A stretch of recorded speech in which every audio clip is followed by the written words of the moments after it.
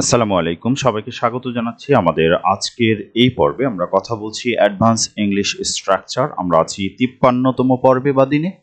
আমরা আজকে কথা বলবো এমন সকল বাক্য নিয়ে যে সকল বাক্যে আর কখন এই বাক্যাংশটি থাকে, অর্থাৎ আর কখন বা কখন আর বা আবার কখন, ঠিক আছে, এই ধরনের অর্থ যখন আমরা ব্যবহার করি তখন মূলত আমরা যে টার্ম ব্যবহার করি সেটি হচ্ছে হয় নিলস, আর কখন, ঠিক আছে, হয় এগেইন অথবা হয় নেক্সট, আমরা এটাও বলতে পারি।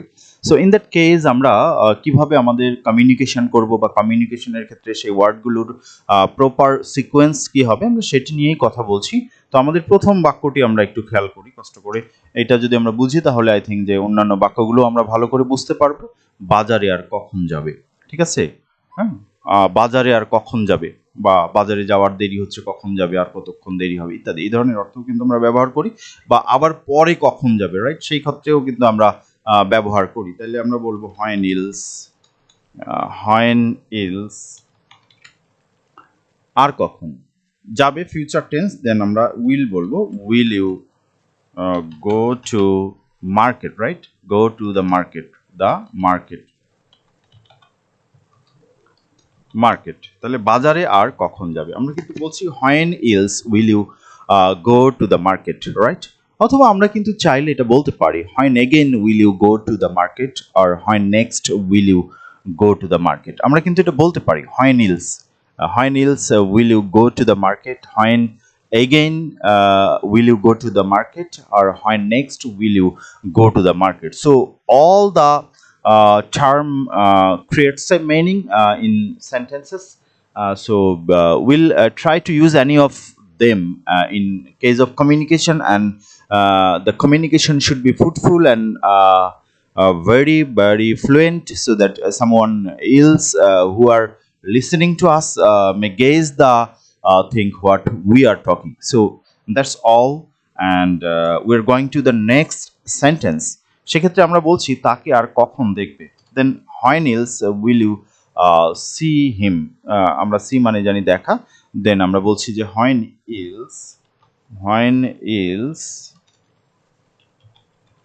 else will you দেখবে, রাইট, আমরা ফিউচার টেন্সের কথা বলছি, will you see him or her, তাকে যেহেতু আমরা বলছি, হিমও বলতে পারি আমরা, in case of female one her ব্যবহার করব। So when else will you see her or when else will you see him, অথবা আমরা বলতে পারি when again or when next will you see him or see her.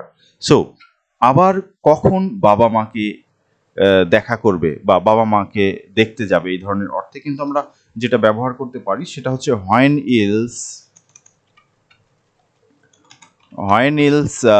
will you visit মানে হচ্ছে দেখতে যাওয়া, রাইট, আমরা সেই ক্ষেত্রে বলছি visit your parents. So your parents, বাবা মা, রাইট, সো your parents তোমার বাবা মাকে আর কখন দেখতে যাবে বা আবার কখন দেখতে যাবে, আর কখন, ঠিক আছে। সো ইন দ্যাট কেস আমরা অ্যাকচুয়ালি ইন্টারোগেটিভ সেন্টেন্স ক্রিয়েট করি, আর the format of the interrogative sentence will be same in the in our sentences what we want to throw in case of communication.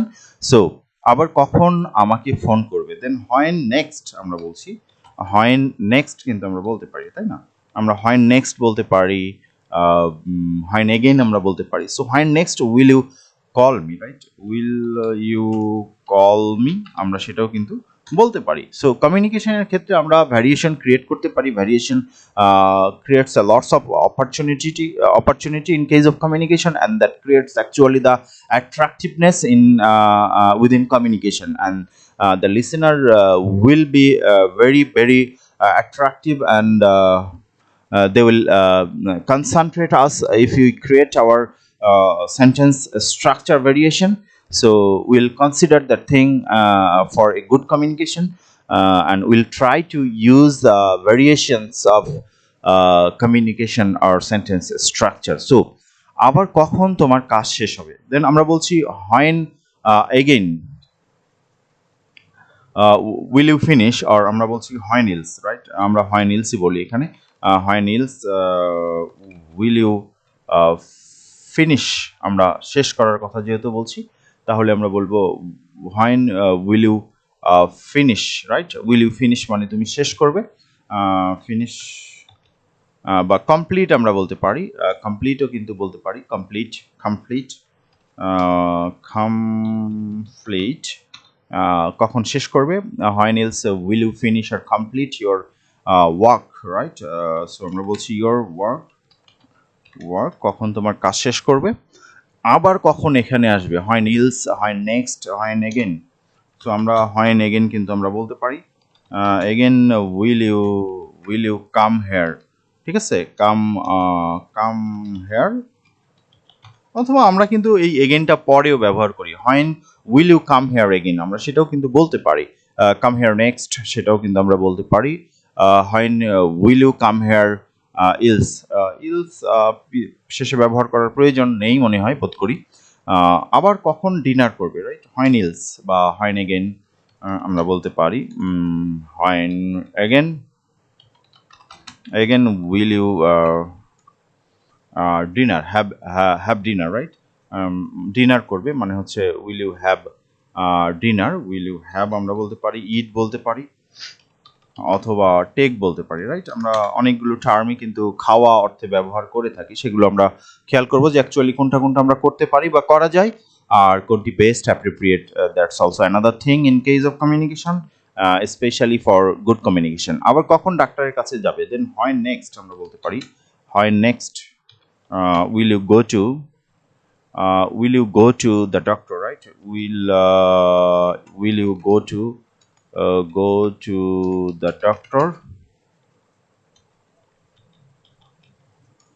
doctor, right? আবার কখন তুমি doctor দেখাতে যাবে বা ডাক্তারের কাছে যাবে, রাইট? সো আবার কখন জিমে যাবে, gym, go to the gym আমরা বলতে পারি, when else will you go to the gym, right? Gym করতে বা জিমে। আবার কখন শপিং করবে, ঠিক আছে? আবার কখন, হয় নেক্সট আমরা বলি, হয় next will you go for shopping or go shopping, right? Will you go for বলি, for shopping, right? Go for shopping মানে শপিংয়ের জন্য যাওয়া। এই ছিল আমাদের মোটামুটি আলোচনা। আমরা এখানে কয়েকটি হোমওয়ার্ক দেখব। হোমওয়ার্কের মধ্যে আছে, আর কখন তুমি আমাকে দেখতে আসবে। সো আমাকে দেখতে আসবে, আমরা কি বলতে পারি, এটি আই থিঙ্ক যে তোমরা পারবে। আবার কখন এই মুভিটা দেখা যাবে, দেখা যাবে মিনস হচ্ছে দেখানো হবে, ঠিক আছে? শন এগেন বা শন, শন, ঠিক আছে? আমরা এটা ট্রান্সলেট করে দিই, তাহলে বেটার হবে। দেন আমরা বলছি when else this movie will this movie, when else will this movie শন, শন মানে দেখানো, রাইট? শো মানে দেখা, movie be Shaun, right? B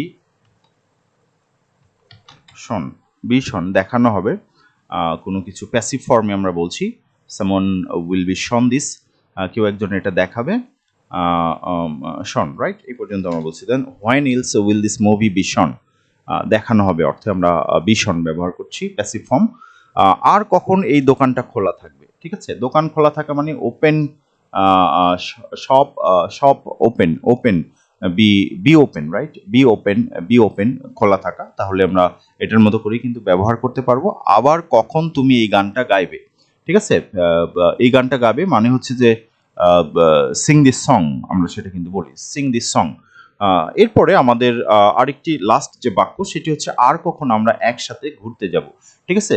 ঘুরতে যাওয়া, এটা আমরা বলি যে ট্রিপ, ট্রিপ সেই অর্থে বলতে পারি। তাহলে আমরা বলছি go for a trip together, মানে একত্রে ঘুরতে যাব, রাইট?